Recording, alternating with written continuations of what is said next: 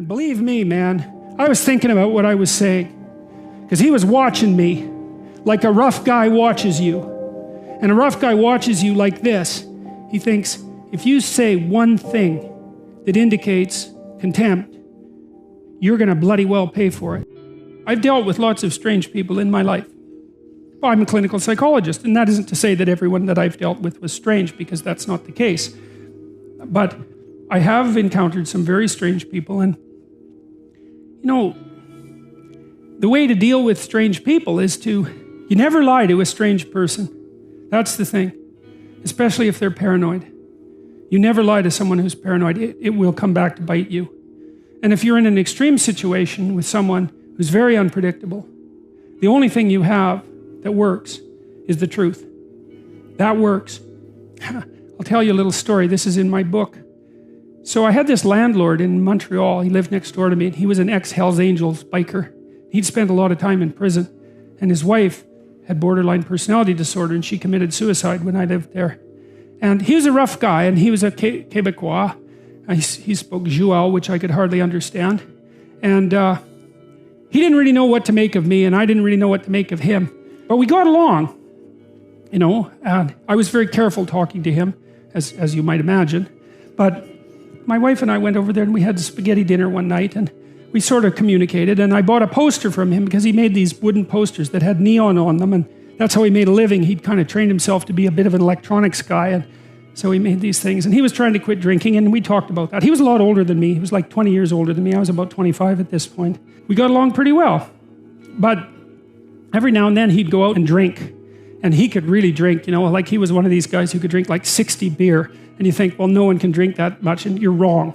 I studied alcohol for like 10 years. Some of my subjects' fathers drank 40 ounces of vodka a day and had been doing it for 20 years. So you can drink a lot, and he could drink a lot. And what would happen, he was trying to not drink, but he'd go out and go on a binge, and then he'd be gone for like 3 days, and he'd drink up all his money, and then we'd hear him out in the backyard howling at the moon with this little ugly dog he had, you know.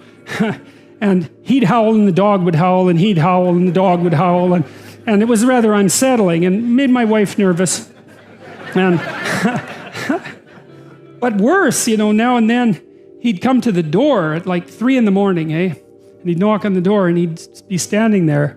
And I don't know how much experience you've had with rough guys who are alcoholic and who are drunk, but they can be upright and unconscious at the same time. And so that was the state that he was in, you know. He'd be just swaying, and he'd ask me if I would like to buy his toaster or his microwave, because he needed some money to keep drinking. And, you know, I didn't really want to buy his toaster or his microwave, but when the ex-Hells Angel, Joual-speaking, 60 beer drunk Quebecois biker shows up at your door at 3 in the morning, offers to sell you his microwave, the easiest thing is to say, I really need a microwave. So, you know, I bought the microwave and the toaster and some other things. But then my wife talked to me, and she liked my landlord, you know, even though she was afraid of him, she liked him. And she said, you can't buy any more appliances because it's not good for him.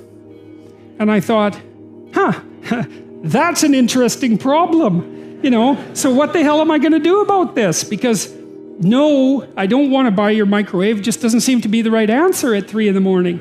So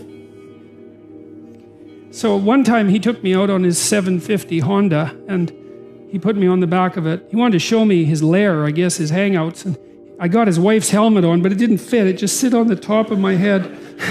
And he said, I got on the bike, and he said, if the cops chase us, we're not stopping. and then away we went, and we went to these bars downtown on Saint Laurent. They were very rough places, and he got into like 4 fights that night because he was a rough guy, you know, and these kind of punk guys would come up to him and sort of challenge him and act stupidly around him, and he was very skeptical. And if you were acting stupidly around him for any length of time, he'd just hit you because he felt that that's what you deserved, and perhaps he was right, you know. So I had first-hand opportunity to observe him. So anyways, he, sure enough, about week or two after we had this conversation, he showed up at the door. Knock, knock, knock, you know.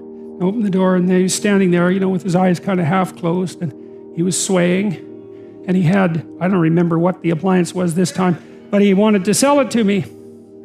And I said, I'm not going to buy this because I know you're trying to quit drinking. And if I give you this money, then you're going to go and drink it up. And it's not going to be good for you. And I think I told him as well that this whole thing of him coming to my house at like 2 a.m. was scaring my wife, who he liked, and that it had to stop. And believe me, man, I was thinking about what I was saying, because he was watching me like a rough guy watches you. And a rough guy watches you like this.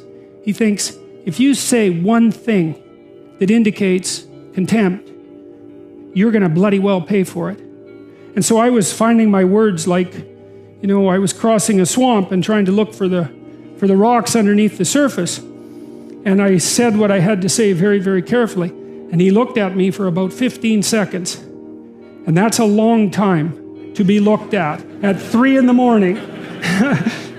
And he left. And he never came back to sell me anything again.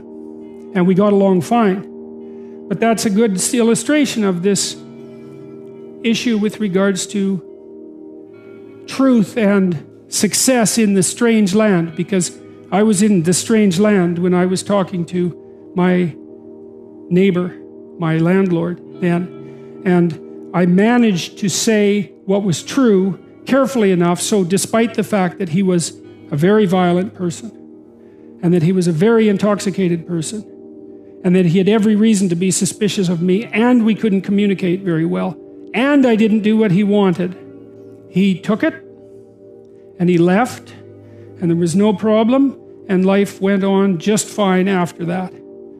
And so we don't want to underestimate the utility of establishing this bounded relationship with the ideal and attempting to live with some nobility in truth while aiming at the highest ideal. There's nothing about that that's anything but strengthening and positive.